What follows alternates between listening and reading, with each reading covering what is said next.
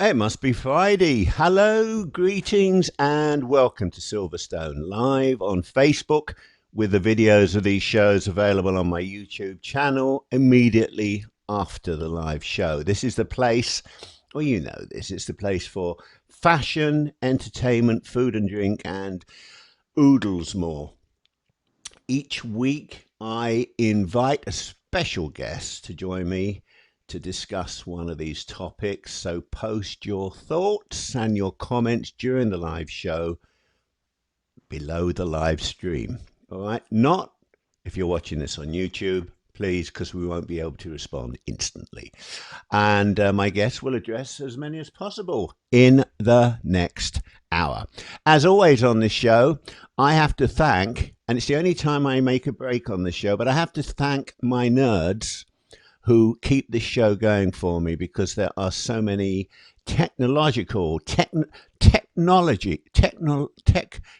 things that have to be kept going, including myself. So we always have to do a little something to keep those buggers happy.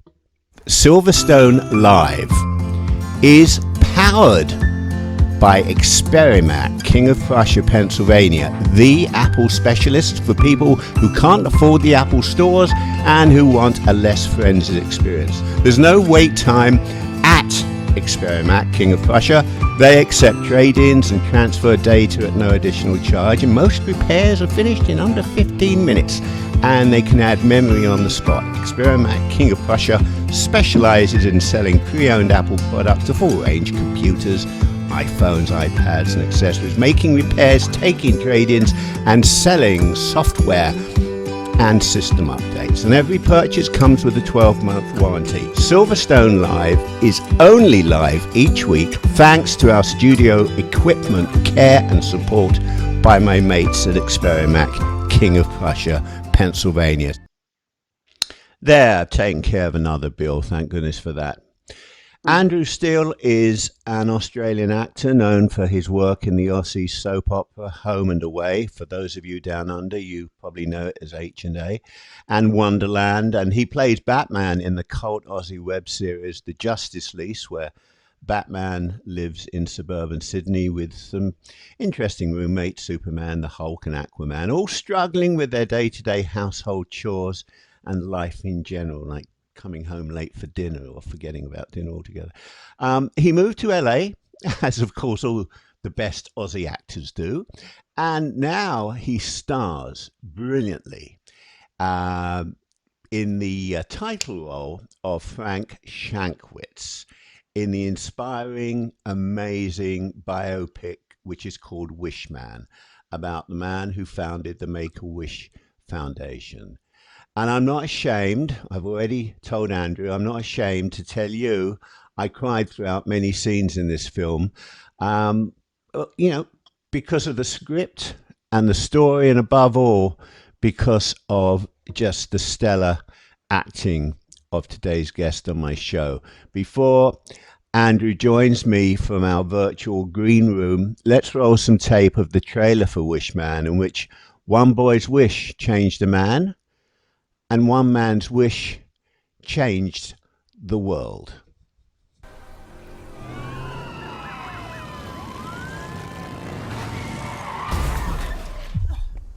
Frank? Is he all right? He's not breathing. Ever since I was a kid, I've always been on my own. Frank, get your things or they'll be left behind. I'm not going. Dad'll come for me. Frank! Frank! I never had any reason to care about anyone else. Come here. Do you always tell people what to do? Yeah. What happened up at Bullhead? You stop breathing for a few minutes? Maybe you survived the accident to find the meaning of your life. Michael, he has leukemia. He has this obsession with that television series, Chips. I was really hoping that Michael could have a father figure around the last week of his life. A great man once told me that if somebody needs help, give it to him. I promise you, I'll get you your wings. You'll have to help me, Officer Frank. Maybe you're helping me. I failed you, Frank. No, I never thought that I could make a difference. Why do you keep coming back? I don't know. A simple act of kindness can have a ripple effect. We can help other kids one wish at a time. Now, if I can do it, anyone can be a hero. My real motorcycle cop. Yes, you are. And I'm your partner.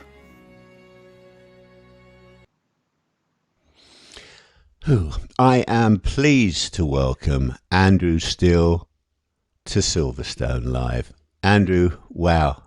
I want to watch the film. Thanks for having me, mate. Appreciate it. It's my pleasure. The film, as I've said so many times to you already, is mega brilliant. It grabbed me from the opening scene through to the closing credits, and you owe me for a box of Kleenex, mate. Well done. Awesome. I'm glad to hear it. There was there was an amazingly beautiful actress who we just saw in the film's preview, who brought you back to life by mouth-to-mouth resuscitation. I should be so lucky. I believe the actress was born in Bath, England, and then her parents moved to Australia. Any idea who that young woman is? You know, it's rumored to be that she's my wife, actually. Kym Jackson, yeah. That's what they're saying. All the tabloids, they're crazy right now. Yeah. Kym Jackson, yes. Hey, you know what? I have to show people before we begin. I know I have a photograph of that lovely lady. There she is. Look at that, wearing that silver dress there with her. Look at that. A British, Australian, American, whatever, international lady. You know, Andrew, I've got to ask you this question. We appear to have something in common. We both enjoy entertaining audiences, which seems to have started in our younger days. My school report from Fry and Barnet Grammar, for those of you in London may know it, it may not be there anymore, in North London, said that I was the class clown. I believe you also enjoyed making people laugh at school, and you were, as I was, your high school clown. What the hell did we do that, you know, why did we do that? What is it we got back from that? Well, I guess putting smiles on faces, you know, having, you know, making somebody laugh. I enjoyed when I could make the teacher laugh, you know. It's one thing to be just kind of naughty, which I was never really that. I was a prefect and stuff, but I'd always kind of push the envelope and kind of just see how far I could kind of get. And I didn't end up at the principal's office too often. If I'm not mistaken, you grew up around Bondi Beach, which is about Bondi. Well, I said that on purpose because over here in America, they tend to pronounce the I's the way the Australians do. So I do it to aggravate people. You know, Iran, Iraq, Bondi. So, good. And I mean, we created the place, so I can call it Bondi. No, we won't get into that. So anyway, it's about 7 kilometers, 4 miles, I guess, from Sydney. Sounds like moving to LA wouldn't be too dissimilar from your old neighborhood. Yeah, you know, it's a lot of people ask me what the differences are, but you know, there's a lot more similarities than there are differences. You know, everyone's quite it's a kind of a beach culture, even, you know, in Hollywood, like, you know, but everyone's quite relaxed in their approach, and, you know, we take it easy, and but, you know, still, like, there's a hustle about town, but, you know, the climate's similar. Obviously, we speak English. A lot of our media and cultural references are similar. So yeah, it was a pretty easy, you know, transition for me over here, culturally wise. Yeah, I mean, I would have thought so. I know for me it was a vast difference, but I didn't. But I just felt that the two. I only know Australia through the wine regions, and I know that you were about a 2-hour drive from Hunter Valley. We might get into that later on because I have some great mates who have wineries. So you don't really remember Australia at all, then? You're saying? I've never been to Australia. You haven't? No, you'd have to knock me out to get me on a flight that far. England's about as far as I can handle. Beyond that, you've got to put me out because it's too far. I'll go one day. You studied your craft at the National Institute of Dramatic Art, or is it neither or neither? See, I was going to say neither, darling, neither. I knew you were going to say neither, and I actually was going to say neither. So there you are. Neither of us was wrong. And that's in Kensington, New South Wales. And alumni are, here I'm quoting the Institute, and I thought this was very interesting. They say that their alumni are trained to be a part of the esteemed community of creative professionals and artists who have the confidence, artistic vision and skill to lead. You seem to have all of these qualities. From what I've seen, reading about you, watching the stuff that you've done, the work that you've done, is the school aware? Have you been contacting them and updating them on your success thus far? You know, you remind me of my mother, actually. She was like, you need to tell Nida about this, blah, blah, blah. And I'm like, yeah, all right, Mum, all right. She came over for, and she wears fantastic neckerchiefs as well, actually. Berets, red frame glasses. Excuse me, are you saying I look like an older woman? Are you saying I look like an older woman? An elderly, no. No. In essence, perhaps, no. You bastard. Yeah, no, she's amazing. But no, she did suggest I need to reach out tonight. You know, I don't know if they've kind of known. They've got so many fantastic, alumni, and I just don't feel. I mean, yeah, I should reach out. You're right. I'll do that.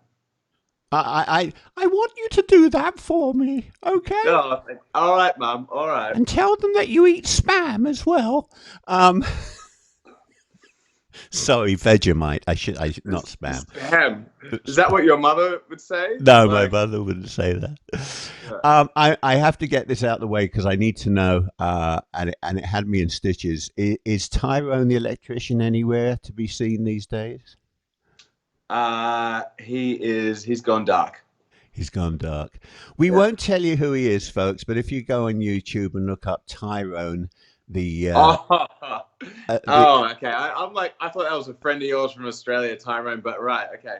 No, right. You did that for you did that as an after dinner thing for TEDx. What the hell was it for? You did that for TEDx. TEDx. I have never seen such an appalling performance for TEDx. I expected you to come out and explain the art of acting, Shakespeare.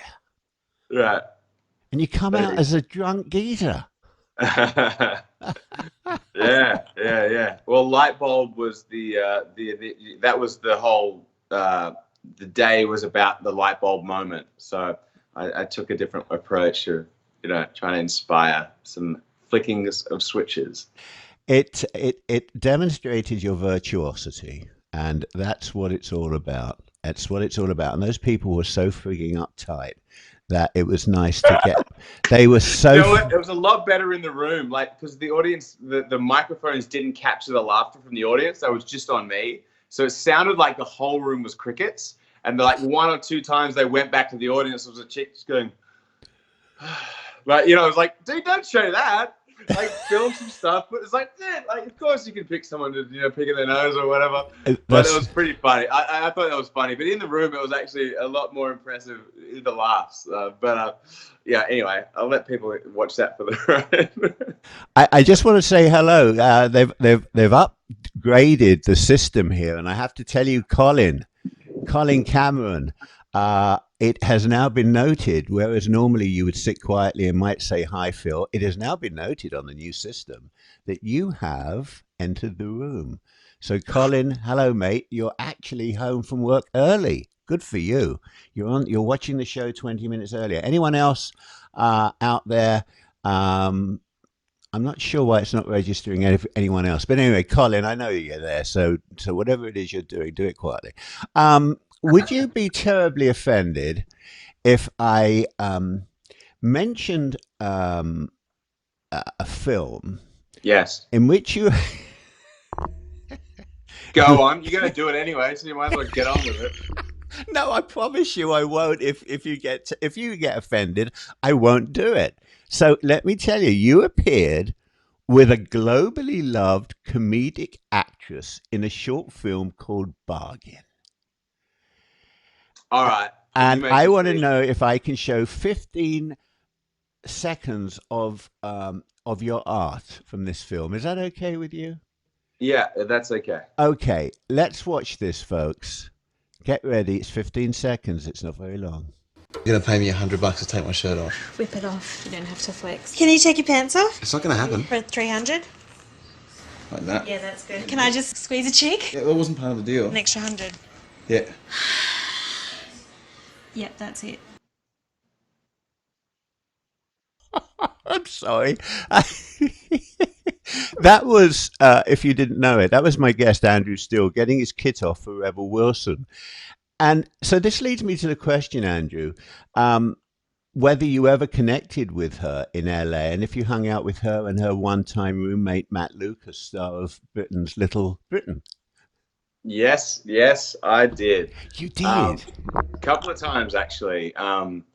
You know, Rebel's an awesome lady, and she's always been very welcoming and hospitable. And, you know, it was a few years ago, I was over here, and we were with the same agency, and she invited me to the William Morris Endeavour, which is a big agency over here. It was their pre-Oscars party. So I went there, and, you know, it was the stars, you know, the who's who of everybody from like Jack Black to Ben Stiller to The Rock to Dustin Hoffman to Michael Bay, who she was shooting a film with the next week. She's like, "No, Rebel, I want you to blah, blah, blah." Like Michael Bay's giving her notes and I'm like her date kind of thing. And her guest. And Conan O'Brien, and like it was just this like, holy heck, this is Hollywood. I'm on the inside of Hollywood right now. And this was years ago. And then she invited me to her roommate and hers joint birthday. So we were there just bowling with Matt Lucas, and I'm a huge fan of all his work. And yeah, it was kind of just like, all right, this is how it is. So, you know, I've been chipping away to try and get back into those rooms.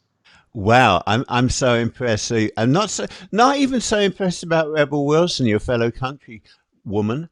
Not saying you're a woman, you're a country person, but the fact that you spent time with the only gay in the village. Wow, that is so good. Well, I gave him a run for his money, that's for sure.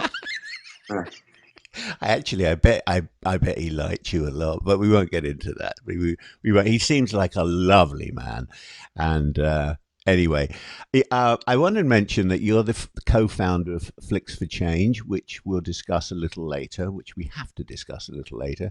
But it was while you were pursuing your own agenda for that organization that you landed the role of Wishman, and I know you've told this 100 billion times before, but I thought, since our audience probably isn't aware of it, and we do have a lot of actors and people in the movie industry who check what's going on in this show, it could be an inspiration, a new approach for other actors. Could you share it again briefly without falling asleep? Yeah, sure. Totally. So, you know, I was at an event and I started this non-profit film festival, Flicks for Change. So we focus on short films and the creators of making these films that are, you know, focusing on important social issues. And then, you know, we bring in the nonprofits and listen to, you know, what their missions are and figure out how we can bring together the film and the nonprofits and the mission and the audience to try and make a better world. So I just started this, and I was out at an event, and I met the founder of the Make-A-Wish Foundation, Frank Shankwitz, and I approached him just on the guise of starting my own 501c3 nonprofit, and we got chatting, and you know, he kind of saw similarities and kind of where we were coming from, and you know, he basically said, you know what, somebody like you should be playing me in this movie. And I'm like, great, what movie? What I got to do? I'll do it, whatever it is.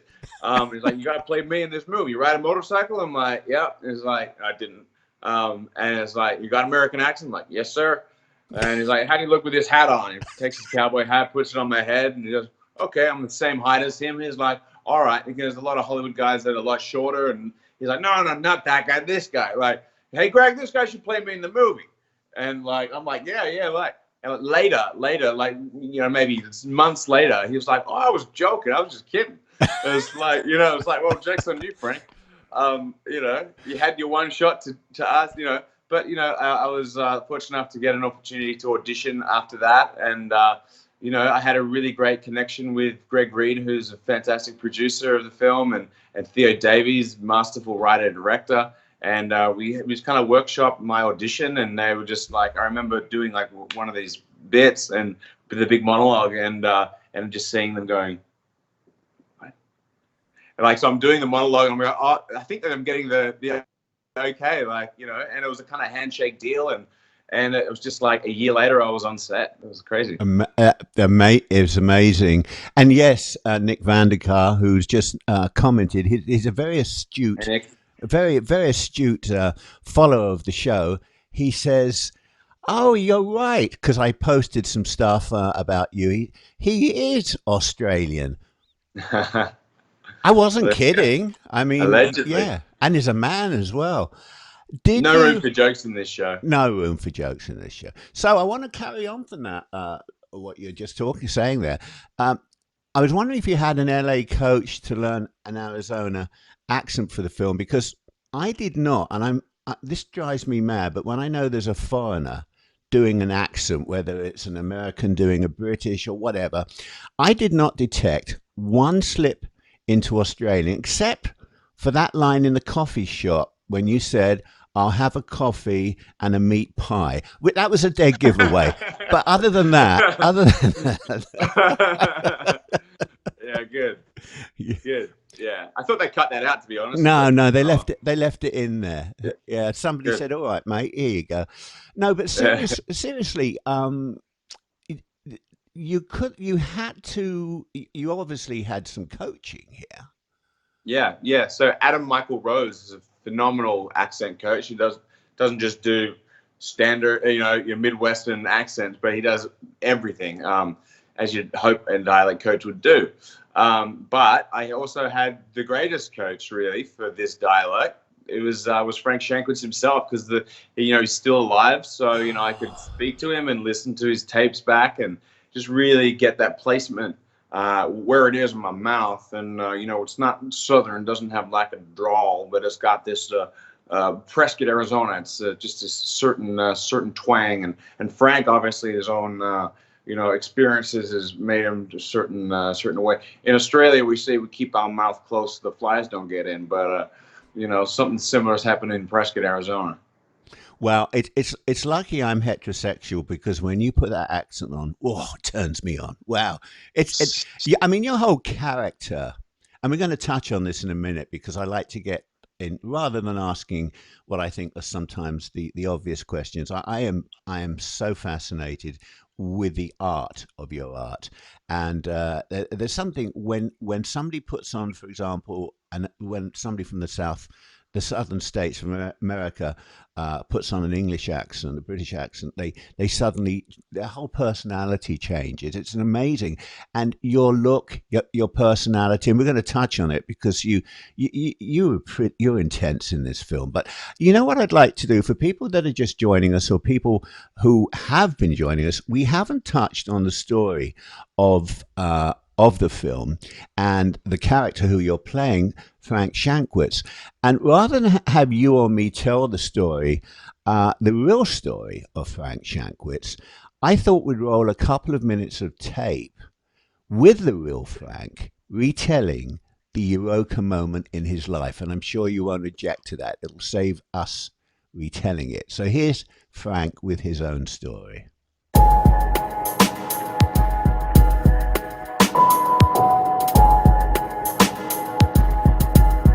In 1978, I was patrolling with Motorcycle Patrol in an area called Parker, Arizona, on the California border, and got involved with a high-speed chase of a drunk driver in a very twisty road, 25 miles an hour, and we're at a speed of 80 miles an hour.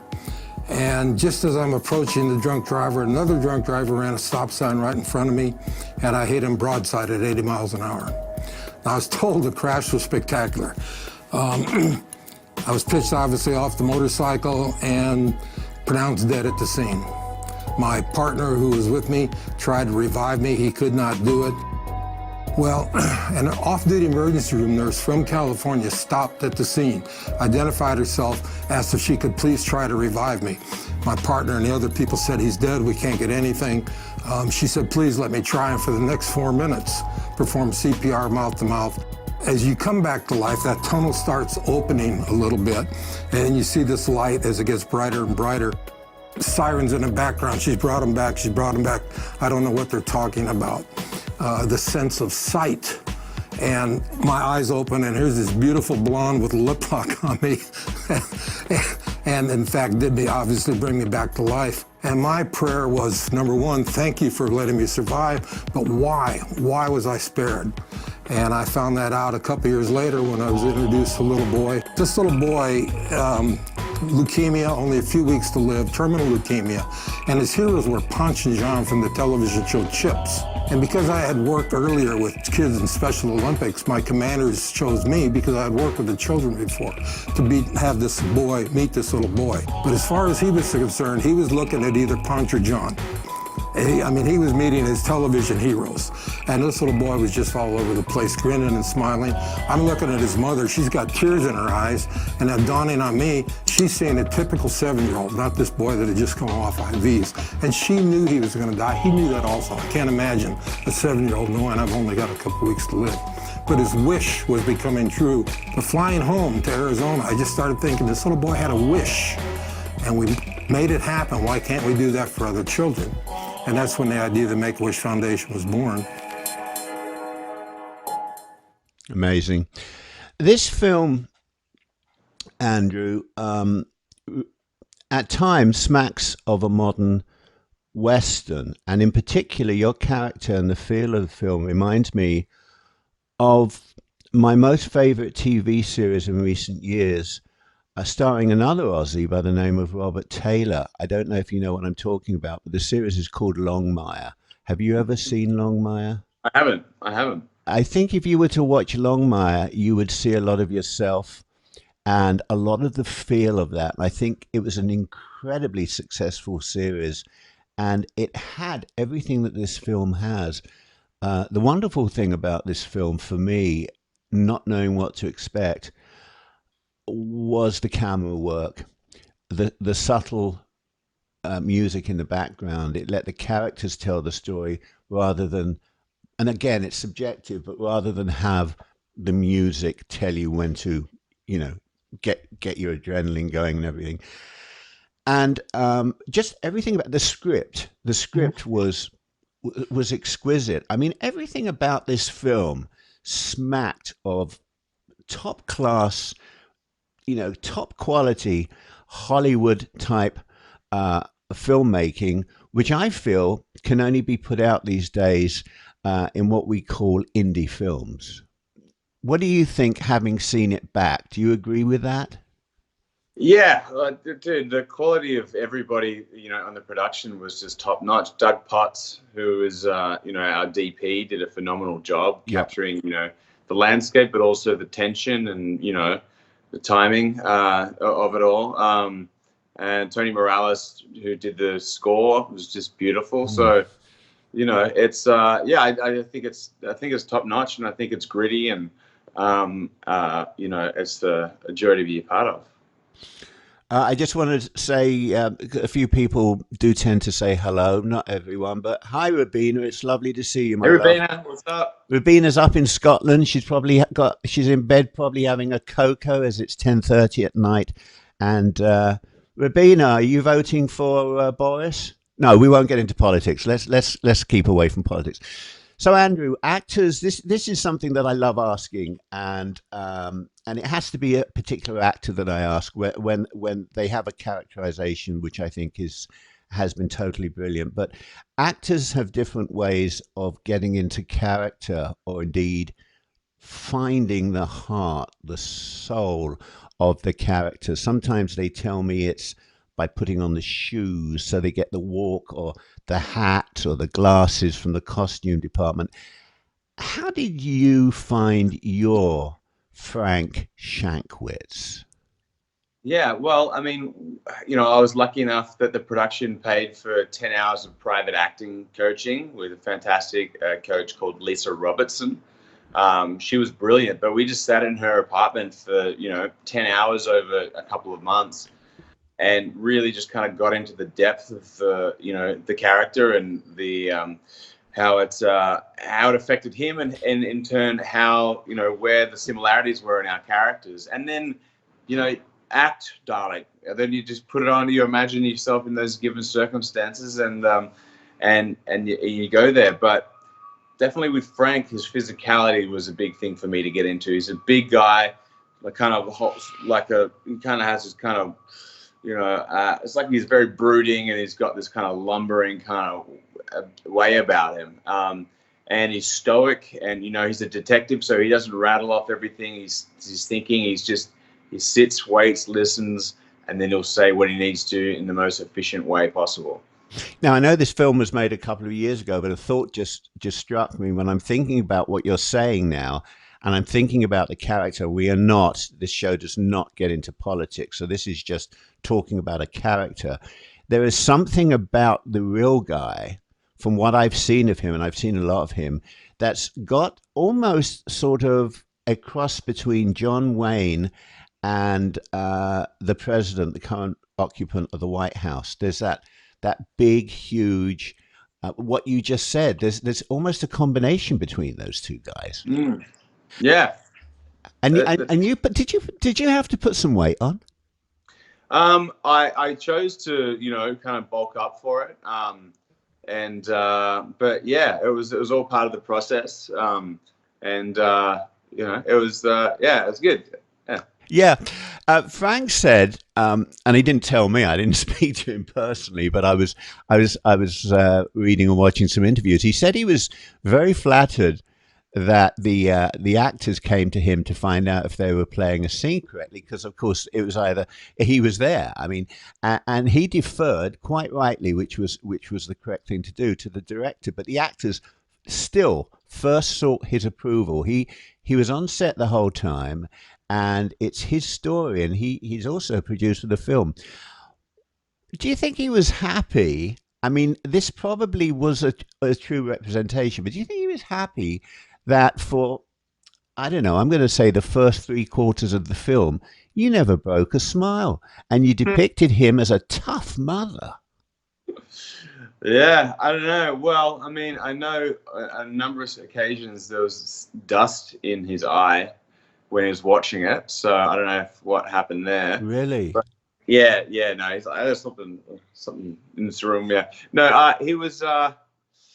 I don't know. I haven't asked him about that, but I asked when I met his in-law family and cousins and what have you, and I said, did I capture it? Was he really that stubborn? Because we get given the script, and the majority of it is all factual and how it is.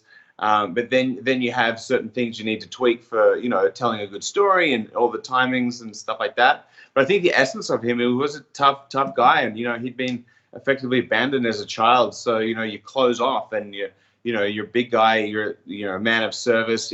He's been a cop for 40 years, So there's you've definitely got your barriers up and your guards, and you're very cynical of a lot of things. And I think that kind of comes through. I was expecting a film about the Make-A-Wish Foundation, and I was so delighted and surprised in a good way that we had so many different storylines going through this. I mean, it's kind of Godfatherish, because you're going back in time to his childhood. You're and everything is interrelated, and so it's fabulous the way that they weave his backstory, his childhood backstory, which was so sad, into this film, and then you realize why he was this character. And one thing I was wondering, Andrew, is did you take Frank, the character who you were playing, home with you? Because he was intense. He drank a lot. He wasn't a drunk, but he drank a lot. And he carried so much baggage. Could you shed that when you left the shoot, or did you take that home with you? I think there's, any time for me personally when I'm doing a character, there is that element of like kind of recreating, the work in your life, and you're just kind of looking at the world in a certain way. But I've always been pretty good at being able to switch off, and I can be in the middle of a really serious, not always, but it could be a serious scene, and then we cut, and then we could be making jokes in between. But usually I like to kind of keep focused, but it's it really so I think I was able to shed it, but it's a really powerful character, so there definitely was some residue. Yeah, do you feel in a role like this, and again, I so many actors have different responses when they say, when it's done and dusted, and they say that's a wrap, and you have the final party or whatever. Do you get any dust in your eye when you go home and you think Frank's no longer with me? Well, I mean, I know he is with him. I see him a lot. We've got all these of course. stuff that we do. So, but it is. It was an amazing time of my life. That was 2 years ago, and it was in my journey of acting, it's been a long time to get to that place. And, actors, 98% of the time are not acting. We're doing everything else we need to do to set us up to have those 5 weeks on set where the whole, the whole crew is there, the lighting, the wardrobe, catering, everyone is there to set you up to do what you did, in your audition process and in your rehearsal when you're at home, just kind of working on it yourself. Right. But those 5 weeks or those, 100 hours, they're kind of priceless. So, yeah. Well, I want to welcome a good mate of ours, of the shows, of the podcast, of this show, of the website, Anne Smith. Anne, thanks for joining us. This is Andrew. Andrew, this is Anne. She's a good friend. I just want to mention Andrew Still here is the star of the fabulous new film called Wishman, about the man who was responsible for his name is Frank Shankwitz. Fortunately, he's still with us, very much so. And he, through his experiences in his life, created an organization called Make-A-Wish Foundation. And since its creation, which was in 1980, Make-A-Wish has granted... Hello? Since we're welcoming people... Hey, wait a minute. You two have got to get back. We'll get back to that in a minute. You two have got to get closer together. In the opening scene of the film. Hey, you know what? While you two get closer together, we've got some late arrivals. Do you mind, Andrew, if I play the trailer again for the film? Please do. And then watch, ladies and gentlemen, watch for the lady who gets out the car and kisses this guy. Well, she doesn't kiss him.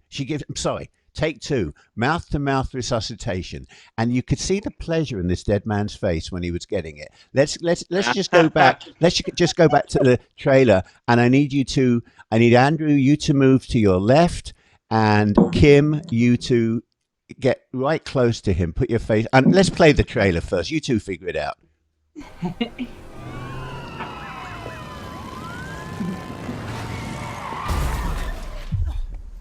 Frank? Is he all right? He's not breathing. Ever since I was a kid, I've always been on my own. Frank, get your things or they'll be left behind. Not going. Dad'll come for me. Frank! Frank! I never had any reason to care about anyone else. Come here. Do you always tell people what to do? Yeah. What happened up at Bullhead? You stopped breathing for a few minutes? Maybe you survived the accident to find the meaning of your life. Michael, he has leukemia. He has this obsession with the television series Chips. I was really hoping that Michael could have a father figure around the last week of his life. A great man once told me that if somebody needs help, give it to him. I promise you, I'll get you your wings. You'll have to help me, Officer Frank. Maybe you're helping me. I failed you, Frank. Now, I never thought that I could make a difference. Why do you keep coming back? I don't know. A simple act of kindness can have a ripple effect. We can help other kids one wish at a time. Now, if I can do it, anyone can be a hero. My real motorcycle cop. Yes, you are. And I'm your partner. Well, Kym, welcome. Hello. Welcome to the show. Ladies and gentlemen, you may know Kym. Kym, you were in Worry Dolls, Iron Sky, right? Yeah, And Red Line and Snitch and Criminal Yes. Minds and NCIS LA. You were Yes. born in Bath, in England, and at 3 you moved to Australia just because I knew you might be on here. Just after your 3rd birthday, you attended John Paul College in Daisy Hill, Queensland. What a lovely place. This man's a psychic. Yes. And at age 17, you moved from Logan City, Queensland to Surfers Paradise. I did. Paradise. What I want to know is, your first role was in 2002. Was that in the American Scooby-Doo film? Yeah, they shot it in Brisbane in Australia and on the Gold Coast. Wow, I love that film because our daughter was really young at the time, and you were you must have been let's see, 2002. You were 6. You were 6. You were 6 years old. And so you've been in Hollywood since 2004, and you've written 2 books. Now, we have a lot of actors, so let me let the actors know. You've got to read these books because I've already browsed them, which you can do online, with Amazon and things like that. Kym Jackson, in 2012, she wrote The Hollywood Survival Guide for Aussie actors. It's not for anyone else, just for... It's really specific. And then in 2014, she got down to earth a bit and she wrote The Hollywood Survival Guide for actors. Your handbook to becoming a working actor in LA. So you being on this show wasn't a total surprise to me. I was prepared for that. Well, thank you. Well done. I really appreciate that. You are a beautiful looking couple. I have to ask you, Kym, the same thing that I ask a lot of actors and actresses. You weren't the love interest in this film. How does it feel for you when you see him, your husband here, kissing another woman? I love it because it's like, when else are we going to get to kiss other people? Of course, excuse me. You're in LA. I'm forgetting. It's a different world in LA. I just feel like it's great because I don't know, acting. The beauty of acting is I kind of don't think that this is the only life that we have, and so in my mind, I love that as actors we get to experience. I mean, if you count auditions, we get to experience hundreds of lives, throughout our careers, and eventually, and if you include all of your auditions, maybe 400 or 500 different lives where you become this other person. You have their memories. You create, you go back and you create all these memories for each character, and so all of a sudden, I've got as much memories for each character that I've played as I do for myself. Yeah. And so it's this beautiful thing of like, oh, baby gets to be a police officer and he started a charity. And well, you did that in real life anyway, but you didn't get to be a police officer in real life. Yeah. So yeah, I just think it's cool. It's like, oh, that's one of his many girlfriends out in the world of make-believe. I did do my work experience at a police. Oh, that counts? Yeah. Yeah, So, all right. Well, he's a just saying, professional look police Jack officer. Crims. Yeah. Well, let me bring myself back on camera. When the two of you are talking, I don't have a name up for you, Kym. This is Kym Jackson, everyone. Kym with a Y. And Andrew still is not Philip Silverstone, but his name is under his face when he appears on the screen. They've screwed me all up here. Are you happy, Kym, with the finished product? Because you weren't involved, the entire time. You were involved in your scene, and I'm sure you were on set an awful lot. But it's very difficult for the actor who's the key character in the film to look at it sometimes. And in fact, most actors don't even go and see the film. How did you feel about this film afterwards, seeing everything put together? Were you proud? You must have been proud of it. Yeah, I was extremely proud. Whenever you read a script that's a drama, or that isn't, fantasy or adventure or whatever, you're looking at it, and almost all of them, when you first read them, kind of read like, oh, okay, so if this is done well, it could win an Academy Award, and if this is done terribly, it will end up on Lifetime or wherever, like it'll just be kind of one of those movies. And I really wasn't sure, where this would end up in the spectrum of films, and watching it for the first time, once they got through the rough cuts, watching the finished product for the first time, you're crying and you're laughing and you're like, and then you're crying again in the middle of laughing, and you're like, but I was just laughing, what just happened? And so and you're on this emotional roller coaster, and I don't even recognize Andrew when I'm watching it. He's just this, this great guy who's like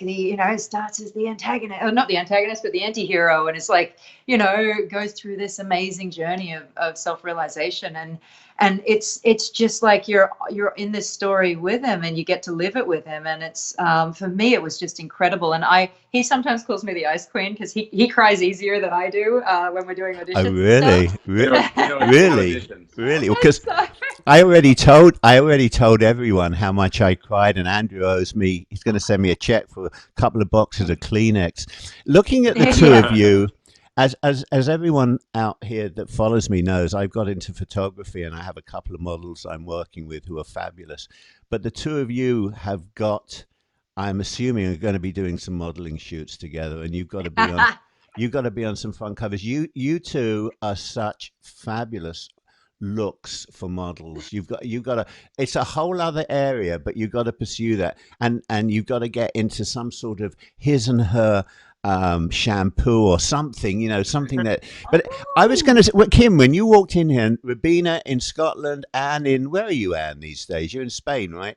Who else? Everyone else is saying hi, Kym. It's KYM. You misspelt her name. It's KYM. It sounds different. I was going to say, when Kym walked into the room, just for those of you that are interested in statistics, that Make-A-Wish Foundation was formed in 1980. It's granted wishes for more than 450,000 children in 50 countries around the world. This is mind-boggling. On average, a wish is granted every 38 seconds.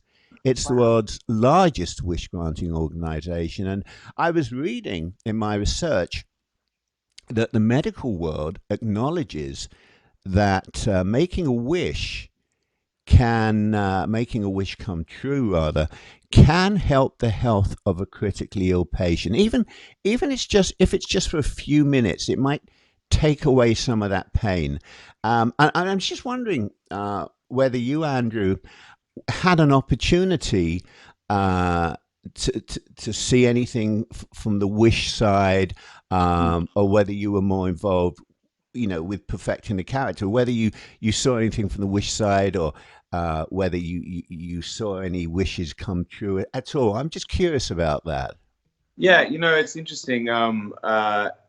Doing the process, meeting a lot of people, and in saying what the work that we're working on. There's so many people that have come out and told me about wishes that either they've had, or their brother or sister or cousin or friend, or everybody's got a story from Make-A-Wish, because it's over 500,000 wishes that they've granted so far in the last 40 years.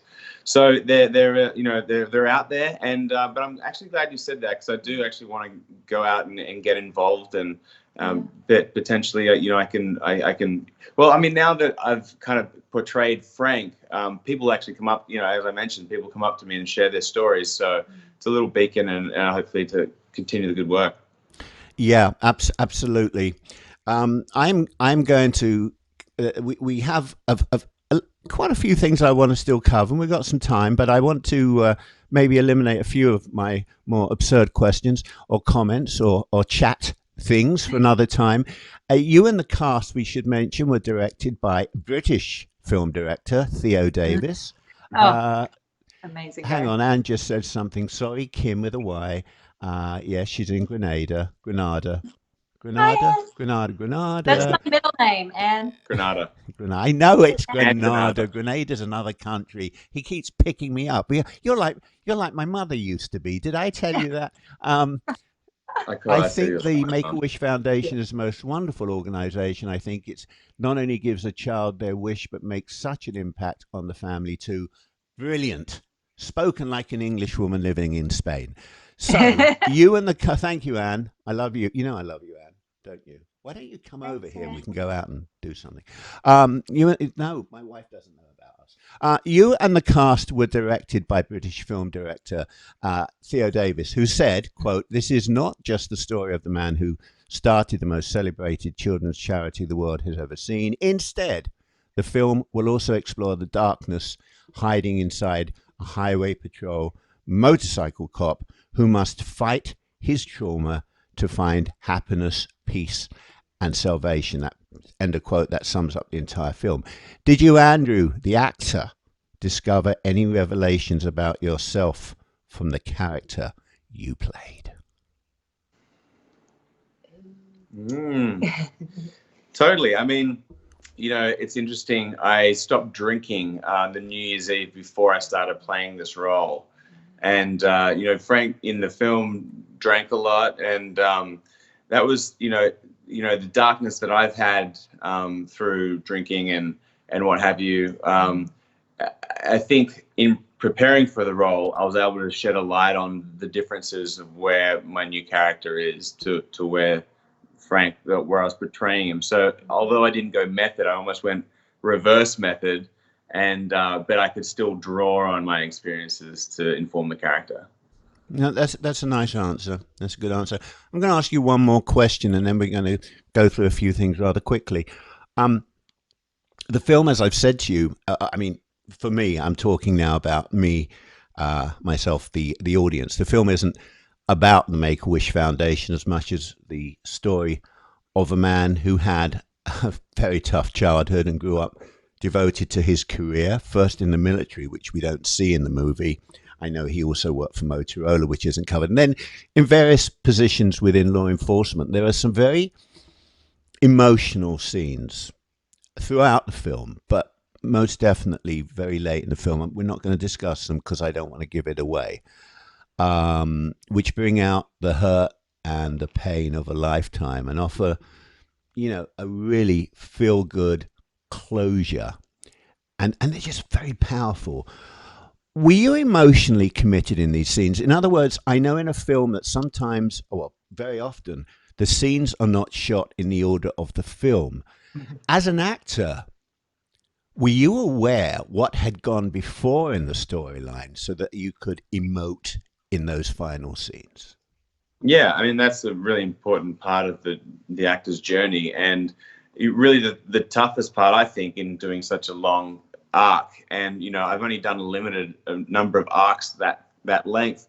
So that's always an important thing. So I was definitely aware of where I wanted to be, but, you know, you never really know where you're going to get to in a scene. And particularly in some of the final ones, there are certain things you go, how do I rehearse this? Like, what is that moment? And it's not necessarily any words that are being said, but it's this moment that you and the other actor have with the given circumstances of the story. So there's this chemistry and electricity that you just need to, you know, almost rely on getting there in the moment. And you do all your homework before so you can forget that and then just focus on the scene at the time. Yeah. So, yeah. Yeah. Director Theo Davis brings us amazing performances by some tremendous actors in the business, including a couple of actors from the original Chips television series, and which is important to this because it inspired the dream of the young man who in turn inspired the Make-A-Wish Foundation. I want to show people a few photos now. I want to show firstly the first unofficial recipient of Make-A-Wish, and you can pick me up on this because I do not know his last name. I'm going to say it's Chris Gracious, but it could be Gracious. In his could also be Gracious. Gracious. Is it Chris Gracious? Yeah. Gracious, yeah. You know what? I need you around to help me, you know. Yeah. I don't know how I survived without you all these years, but anyway, here is the young man who made so many wishes come true through his inspiration. Here is Chris Gracious. You guys will see this back when you watch the video of this, if you do. There's young Chris Gracious. I guess just a very brief time before he left this planet. But look at that face. What a happy face. That's what it's all about. I also want to show everybody the real Frank Shankwitz. Look at that man there. You don't mess with that bugger. You don't mess with him. And you don't mess with the guy who played him on screen either. Hey, you two, get a room or something. Hang on a minute. Are you all? No, let's not get into this.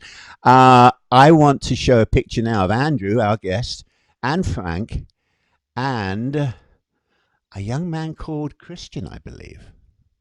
Christian is a fabulous actor. Christian, here we go. Gagne? Yeah, Gagne. Gagne, yeah. Christian Gagne, who plays that young boy.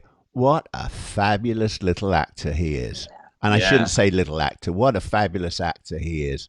They say don't work with kids. I think you would work with that kid any day. Yeah, he's fantastic. And him and also Chris Day, who played the young me.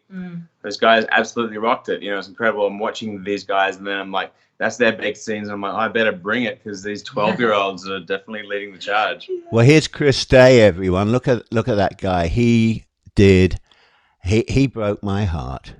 He broke my heart.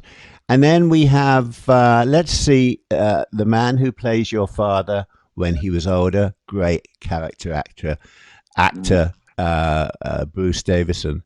Look at that man. What the hell is it? Everyone in this film, from kids to the old guys, are all good looking with blue eyes. You bastards. I hate you all. Let's go to, here's a man that looks like me. Here's a man that looks like me. Mr. Trejo. There we go. Now we're getting into my realm. There's a well-aged face. What a great actor, isn't he? Yeah, it was fantastic to have him walk on set. It was a dream. Did you hate, and as I'm asking you this, I'm putting them on the screen. Did you hate Faye Masterson?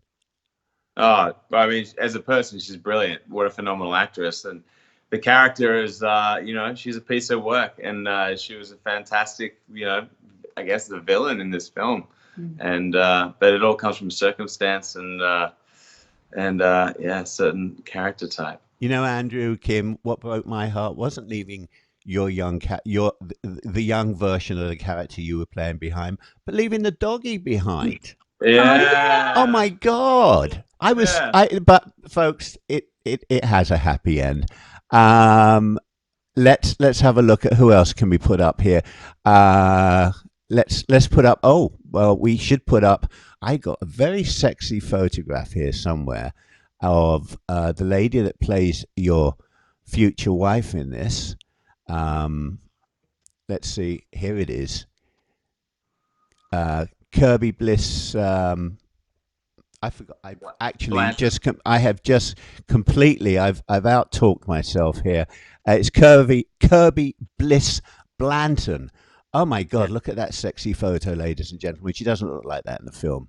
Otherwise, Kym here wouldn't allow him to play in that. So let's. I can't get her off the screen. I keep looking at her. Who else? Who else? And who was the actor who everyone needs to hate because he was such a horrible. Frank Whaley or Tom Sizemore? I'm trying to think. I think I'm actually trying to think who my worst bad guy was in it, and I'm thinking, was it Tom Sizemore?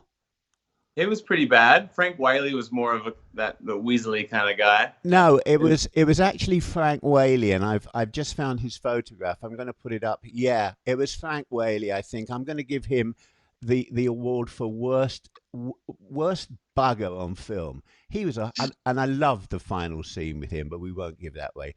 Oh my God. Hey, listen. I have to just mention something to you, and this is a good segue. You guys got another 10 minutes for me? Yeah. Okay, so stick around, folks. We've got Anne, I'll tell you about the general release of the film in a minute. So stick around, love. Okay, we'll tell you about that in a minute. No More Heroes in West Hollywood, I know, is a place where you play or have played, and it's pretty disgusting, you know.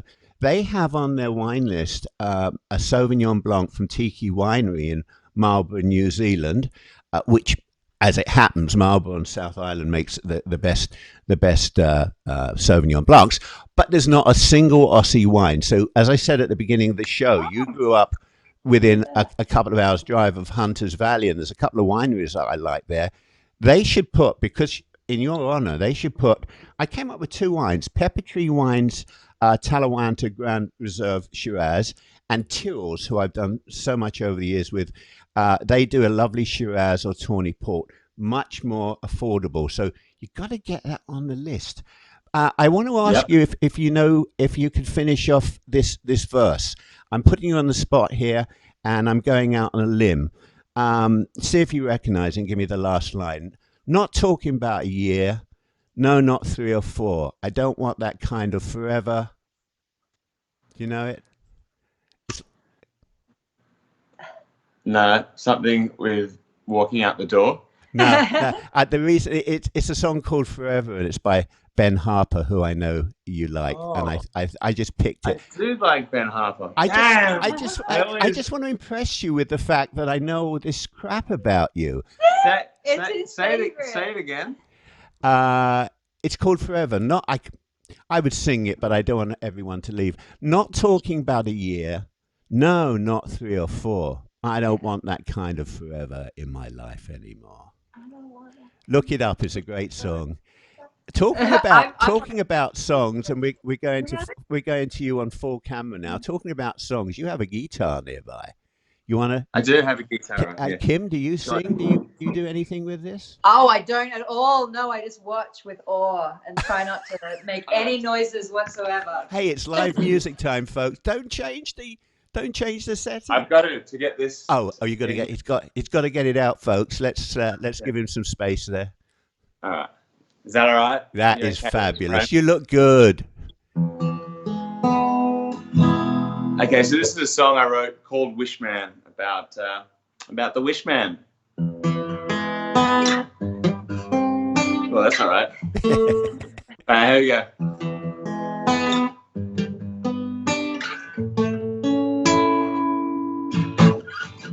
There was a boy named Frank who had tough love to thank. His little mama drank, and his daddy copped the flack, yeah. Grew up on his own, no place to really call his home, till a man called Juan took him under his arm. This Juan truly saved his soul. He said, give back, little Frank, show your daddy you're a man, tell your mama that you love her too.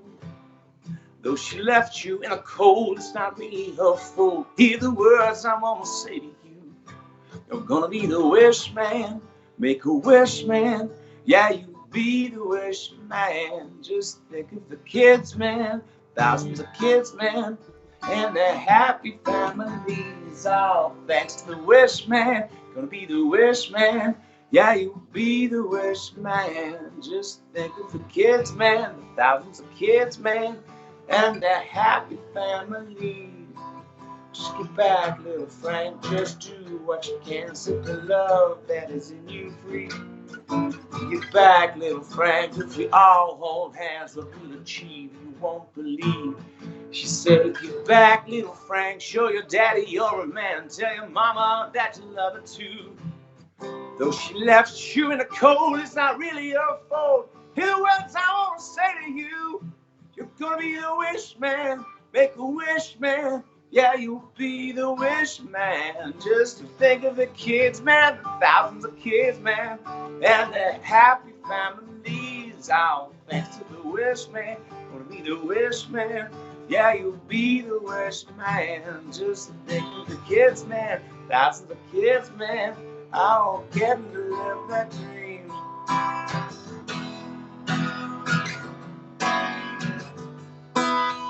You don't need money to be a rich man. You be the wish man. need money to be a rich man. You're the wish man. You don't need money to be a rich man. If you're the wish man. You don't need money to be a rich man. If you're the wish man. So give back, little friend. Just do what you can. Set the love that is in you free. If we all hold hands, what you'll understand, what you'll achieve, won't believe. You're gonna be the wish man, gonna be the wish man. Yeah, you'll be the wish man. Just think of the kids, man, thousands of kids, man, and their happy families. Oh, thanks to the wish man, gonna be the wish man. Yeah, you'll be the wish man. Just think of the kids, man, thousands of kids, man. Oh, get them to live their dream. You are the wish man, the man with the vision of the Make-A-Wish Foundation. You don't need money to be a rich man. What is your wish, man?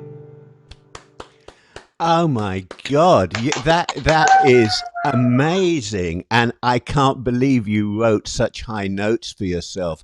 And I think Anne sums it up. Blimey! Not only are you listen to this. Not only are you a handsome fellow, Andrew, you've got a beautiful partner. It's actually his wife, but it's a partner, and you can sing and write songs. Talented or what? And Rabina loves you. Andrew, listen, mate, we've got to talk about a couple of last things here as we wrap this up. You and James Hawthorne co-founded the International Film Festival, which is, let's put this on the screen a minute so that I can get people to, we've got it up here. I do this all myself here, so let's put this on the screen. There it is. I'm going to put it right on the screen, folks. Flicksforchange.org, which screens socially conscious films from around the world that highlight various social issues facing our world today. Has Frank Shankwitz become involved with it? Is he part of it? Yeah, we honored Frank in our second year. And yeah, he's involved. He's a lot of support he's shown. So yeah, no, it's a fantastic thing. And we're just bringing in people like-minded that want to make a difference. And I also want to ask you, as I switch screens here, let's get us both on the screen. And I'm keeping up, folks. I'm keeping this up for a reason. I'll tell you why in a minute. I know you've got 2 festivals on the calendar this year. You've got October. You're going to be in Washington, D.C. Are you both going to be there? Yeah, I think I'll head along this year. I didn't go last year, so yeah. Can I get together with you two? Yeah, for totally. sure. Yeah, that'd be great. Okay, yeah. I might even I'll either bring my wife or my girlfriend. I'll have to see which one I'm feeling. Why not both? It's a terrible sandwich, that one. And November, folks, it's going to be in LA. So just very briefly, you've told us about the organization, but do you have other events throughout the year? Yeah, so we've got a Sydney event. It's going to happen at the end of August.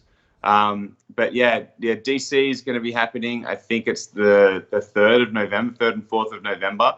And then we'll have LA. It'll be the 23rd and 24th of November over that weekend. And, there's opportunities to submit still. You can go to flicksforchange.org. That's FLICKS, the digit 4, change.org. It's right on the screen.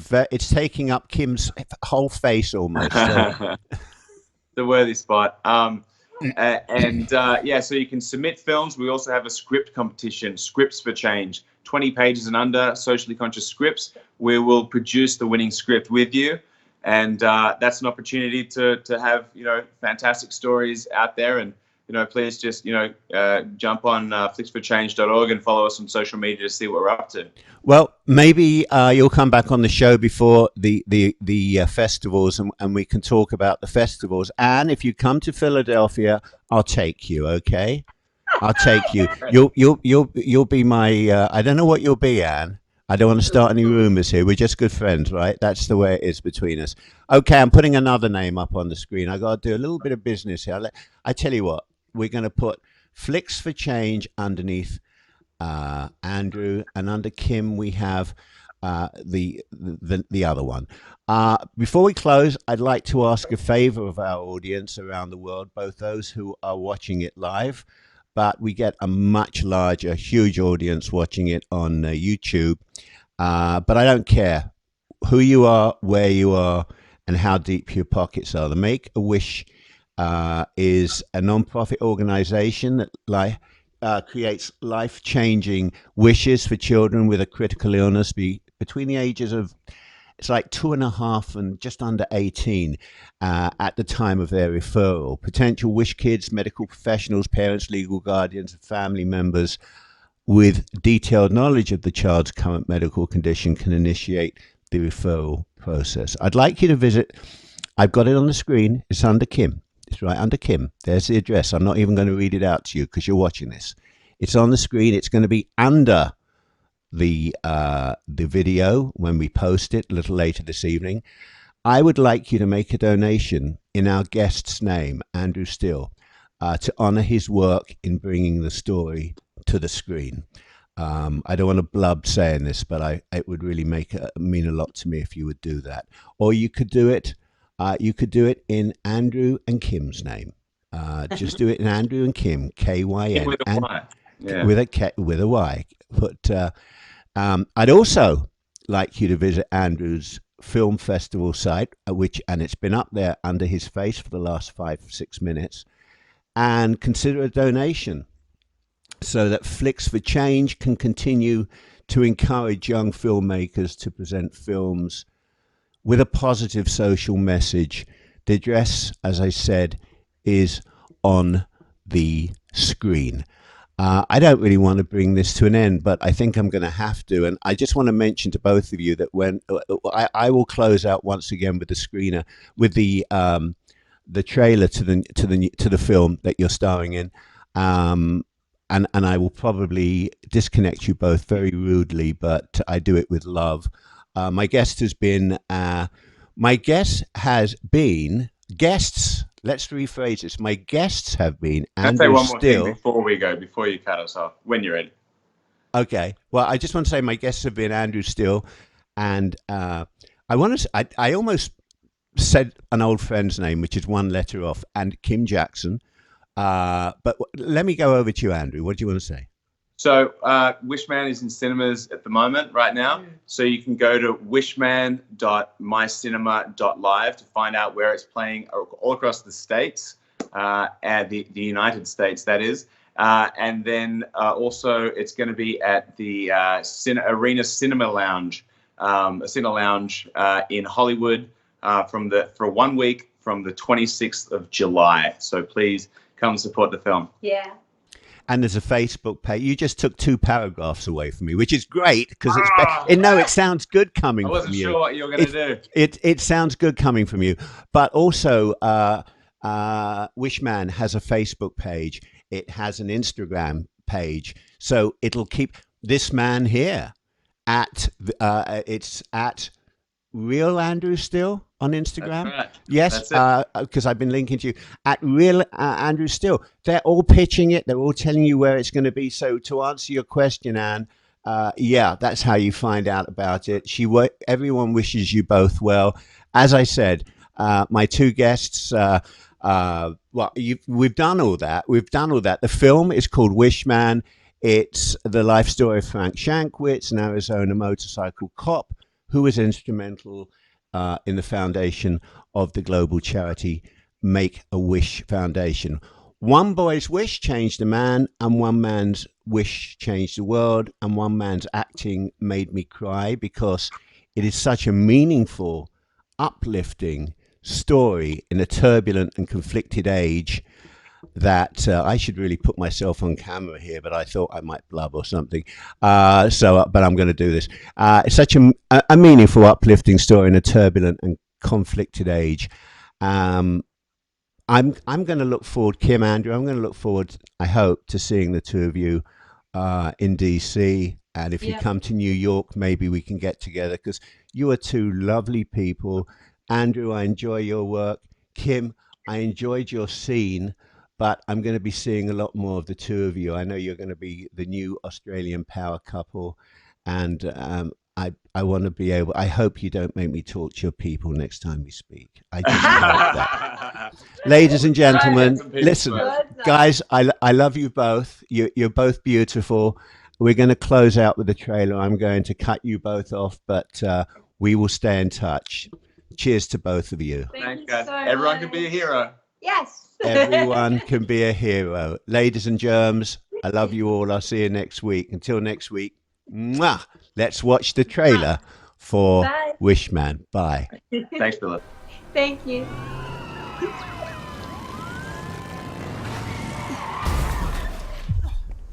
Frank, Is he all right? he's not breathing. Ever since I was a kid, I've always been on my own. Frank, get your things or they'll be left behind. I'm not going. Dad'll come for me. Frank! Frank! I never had any reason to care about anyone else. Come here. Do you always tell people what to do? Yeah. What happened up at Bullhead? You stop breathing for a few minutes? Maybe you survived the accident to find the meaning of your life. Michael, he has leukemia. He has this obsession with the television series Chips. I was really hoping that Michael could have a father figure around the last week of his life. A great man once told me that if somebody needs help, give it to him. I promise you, I'll get you your wings. You'll have to help me, Officer Frank. Maybe you're helping me. I failed you, Frank. No, I never thought that I could make a difference.